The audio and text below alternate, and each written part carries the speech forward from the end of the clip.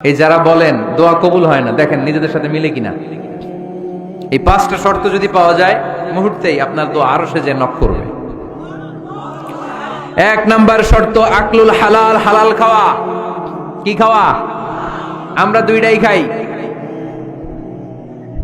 হালালও খাই হারামও খাই। বেশি খাই কোনটা? হ্যাঁ, কি খান? আমি কই নাই কিছু, আপনারাই কইছেন। নিজের উত্তরে নিজে ধরা না। হারাম খেলে তো দোয়া কবুল হয় না। লা ইয়াদখুলুল জান্নাতা জাসাদুন গুযিয়া বিল হারাম। ওই দেহ কখনো জান্নাতে যায় না যে দেহ হারাম খেয়ে বর্ধিত হয়েছে। কেন দোয়া কবুল হয় না? মিলিয়ে নেন নিজের জীবনের সাথে, জাস্ট একটু মিলিয়ে নেন, খেয়াল করেন। আকলুল হালাল এক নম্বর শর্ত। ইউর ইনকাম শুড বি হালাল, ইউর ফুড শুড বি হালাল, ইউর ড্রিঙ্কস শুড বি হালাল, ইউর ফ্ল্যাট শুড বি হালাল, your bank balance should be হালাল। চিল্লায় বলেন ঠিক কিনা? এক লোক কাবার চারপাশে শুধু দোয়া করে, ইয়া রব, ইয়া রব, ও আমার রব, তুমি আমারে মাফ করে দাও, তুমি আমারে মাফ করে দাও। এই সাহাবীর কান্নাকাটি দেখে, এই লোকের কান্নাকাটি দেখে অন্য সাহাবারা বলল, আজকের সব সওয়াব এই লোকে নিয়ে যাবে। সব সওয়াব তো আজকে ওনার। এর দোয়া কবুল। আল্লাহর হাবিব বললেন, ওয়া মাতআমুহু হারাম, ও যা খায় হারাম খায়। ওয়া মাশরাবুহু হারাম, যা পান করে হারাম। মালবাসুহু হারাম, তার ড্রেস আপ এটা হারাম টাকা থেকে আসে। ফা আন্না ইউস্তাজাবু লাহু, কেমন করে আল্লাহ ওর দোয়া কবুল করবে? আল্লাহ ঠেকা পড়ছে নাকি? ইন্নাল্লাহা তাইয়্যিব লা ইয়াকবালু ইল্লা তাইয়্যিবা। আল্লাহ নিজে পবিত্র, আল্লাহ পবিত্র ছাড়া কোনো অপবিত্র জিনিস গ্রহণ করেন না। জিহাদের ময়দানে একজন সাহাবী ছিল, সর্বপ্রথম তীর মেরেছিল। নাম কে বলতে পারবে? সাআদ বিন আবি ওয়াক্কাস রাদিয়াল্লাহু তাআলা আনহু। উনি একবার আল্লাহর হাবিবকে বললেন, ইয়া রাসূলুল্লাহ, উদউ আল্লাহ আইয়াজআলানি মুস্তাজাবাদ দাওয়া। ও নবী, আপনি তো দোয়া করলে কবুল হয়, আপনি একটু আমার জন্য দোয়া করেন, আল্লাহ যেন আমারে মুস্তাজাবুদ দাওয়া বানিয়ে দেয়। কি বানিয়ে দেয়? মুস্তাজাবুদ দাওয়া মানে কি জানেন? যিনি চাইতে দেরি, কবুল হতে দেরি হয়। আল্লাহর হাবিব বললেন, ইয়া সাআদ, হে সাআদ, আতিব মাতআমাক তাকুন মুস্তাজাবুদ দাওয়া। সাআদ, তুমি যেটা খাবে এটা হালাল খেও, হালাল খেলেই তুমি মুস্তাজাবুদ দাওয়া। সুবহানাল্লাহ পড়বেন না? আকলুল হালাল শারতুন লিকবুলিদ দুআ, দোয়া কবুলের প্রথম শর্ত। হারাম খেয়ে দোয়া করলে ওই দোয়া কখনো কবুল হবে। দুই নাম্বার শর্ত, দোয়াটা করতে হবে একজনের কাছে, তিনি কে? চাইতে হবে একজনের কাছে, তিনি কে? মসজিদে যে আল্লাহর কাছে চাইলেন, দরবারে যে বাবার কাছে চাইলেন, দোয়া কবুল কবুল হবে? হবে? চাইতে হবে একজনের কাছে, তিনি কে? অন্য কোথাও যেন আমরা না চাই। মাজারে যে যাওয়া যায় না, মাজার জিয়ারতের জন্য যাবেন, যে সালাম দিবেন, নিজের জন্য দোয়া করবেন, কবরে শুয়ে থাকা লোকটার জন্য দোয়া করবেন। ওখানে কিছু চাওয়া যাবে? চাইবেন কার কাছে? দুইটা গেল শর্ত। তিন নাম্বার, ইয়াকিন থাকতে হবে যে আমার দোয়াটা কবুল হচ্ছে।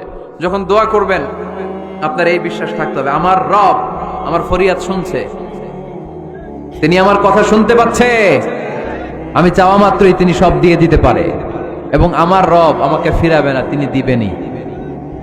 এরকম ইয়াকিন থাকতে হবে। উদু আল্লাহ ওয়া আনতুম মুখিনুনা বিল ইজাবা, এমন ভাবে দোয়া করো যে তুমি সুনিশ্চিত এই দোয়া কবুল হবেই। এই নিশ্চয়তা নিজে নিজে নিয়ে নেবে। আল্লাহর উপর ভরসা কম আমাদের, এই ভরসা জাগে না, যারে উনি দিবেনই নিশ্চিত আমি। আপনি নিশ্চিত হলে পেয়ে যাবেন নিশ্চিত। আপনার মধ্যে যদি সন্দেহ, হায় রে কবুল হয় না, না হয়, ওই দোয়া জীবনেও কবুল হবে না। ঠিক কিনা? চার নাম্বার শর্ত, আসসালাতু আলা রাসূলিল্লাহ, আল্লাহর হাবিব সাল্লাল্লাহু আলাইহি ওয়াসাল্লামের উপর দুরূদ পড়া। কুল্লু দুআ মাহজুব মাওকুফুন বাইনাস সামাই ওয়াল আরদ। আমরা যা দোয়া করি সব আকাশ জমিনের মাঝখানে পেন্ডিং হয়ে থাকে। মা লাম ইউসাল্লা আলাইহি, আল্লাহর হাবিব বললেন, যতক্ষণ না আমার উপর দুরূদ শরীফ পড়া হয়। আওয়াজ করে সবাই পড়েন, সাল্লাল্লাহু আলাইহি ওয়াসাল্লাম। আল্লাহর হাবিব সাল্লাল্লাহু আলাইহি সাল্লামের উপর দুরূদ না পড়লে ওই দোয়া কঠিন কালে আল্লাহ কবুল করেন। আকাশ জমিনের মাঝখানে পেন্ডিং। মেসেজ করেছেন আপনার বন্ধুকে, আপনার মোবাইলে টাকা নাই, মেসেজটা কি হয়ে থাকে? পেন্ডিং, তাই না? যখনই টাকা ঢুকাবেন সাথে সাথে সেন্ট। আপনার সব দোয়া পেন্ডিং হয়ে আছে আকাশ। আজকে দুরূদ পড়ে দিবেন, সব সেন্ট। মুআল্লাক, সব ঝুলে থাকে। মাহজুবুন মুআল্লাকুন বাইনাস সামাই ওয়াল আরদ। মনে থাকবে ভাইরা? 5 নাম্বার সর্বশেষ শর্ত হলো মুওয়াফাকাতুদ দুআ বিদ দাওয়াব। শুধু দোয়ায় কাজ হয় না, দোয়ার সাথে মাঝে মাঝে দাওয়ারও দরকার আছে না নাই? দোয়াও লাগবে, দাওয়াও লাগবে, ঠিক কিনা? আপনার ছেলের জন্য আপনি দোয়া চাইতে আসলেন, হুজুর দোয়া করেন। অনেকে কলম নিয়ে আসে আমাদের কাছে, কলম। আমি ভাবছি আমারে গিফট করবে, পরে কয় না, গিফট না, ফুদিয়া দেন। ফুদিয়ে দেন কেন? আমার ছেলের পরীক্ষা, আপনার ফু পাইলে গোল্ডেন এ প্লাস। আমি কই সর্বনাশ, লেখাপড়া না করলে ডবল জিরো পাবে, দোয়ায় কাজ হবে না। আগে পড়াশোনা করতে হবে, তারপরে দোয়ায় কাজ হবে, ঠিক কিনা? দোয়াটা ভ্যালিউ অ্যাড করে, ইট অ্যাডেড দ্য ভ্যালিউ। কিন্তু আগে লাগবে লেখাপড়া, আগে লেখাপড়া। অসুস্থ হয়েছেন, খালি দোয়া চাইতেছেন, চিকিৎসা নেয়া বড় সুন্নাহ। আল্লাহর হাবিব সাল্লাল্লাহু আলাইহি ওয়াসাল্লাম অসুস্থ হলে চিকিৎসা নিতেন। সুবহানাল্লাহ পড়েন। দোয়ার সাথে দেওয়া লাগবে। এক ছেলে পীর সাহেব হুজুরের কাছে দোয়া চাইছে, হুজুর আমার সন্তান নাই, আল্লাহ যেন একটা ছেলে দেয়, দোয়া করেন। হুজুর দোয়া করছে, ছেলে হয় নাই। পরের বছর আবার দোয়া, হুজুর দোয়া করেন আল্লাহ যেন ছেলে দেয়, ছেলে হয় নাই। তৃতীয় বছর আইসা বলে, হুজুর দোয়া করেন, ছেলে হয় নাই। পীর সাহেব হুজুর মনে মনে কয়, ঘটনা কি? ওর ছেলে হয় না কেন? জিজ্ঞেস করলো, বাবা তুমি কি বিয়ে করছো? কয় না, বিয়া তো করি নাই। পীর সাহেব হুজুর বললেন, আগে বিয়েটা তো করবি, তারপরে না সন্তান। তো বিয়ের পর্বটা তো সারো, তবেই না সন্তান পাওয়া যাবে, ঠিক কিনা? দোয়ার সাথে দেওয়া লাগে। আল্লাহর হাবিব সাল্লাল্লাহু আলাইহি ওয়াসাল্লামের আঙ্গুলে একবার বিচ্ছু পোকা কামড় দিল, প্রচন্ড ব্যথায় বিশ্বনবী কাতরাচ্ছেন, রেগে গেলেন আর বললেন, ও বিচ্ছু, মানুষও চিনোস না, নবীও চিনোস না, কোথায় কামড় দিবি, জায়গা পেলি না। কিন্তু বিশ্বনবী ব্যথা পাচ্ছেন। আম্মা জান আয়েশাকে বললেন, রাদিয়াল্লাহু তাআলা আনহাকে বললেন, লবণের পানি নিয়ে আসো, গরম দাও, ভালো। উনি আরাম পাচ্ছেন আর সূরা ইখলাস পড়ে ফু দিতে লাগলেন, ফাতিহা পড়ে ফু দিতে লাগলেন। গরম পানি ঢালা শেষ, ফু দেওয়া শেষ, আঙ্গুলের ব্যথাও। দেখছেন কি কম্বিনেশন? দোয়াও লাগে, সাথে সাথে কি লাগে? দাওয়াও লাগে। দোয়া আর দাওয়া দুইটার সমন্বয়ে আপনাকে সফলতা দিবে কে?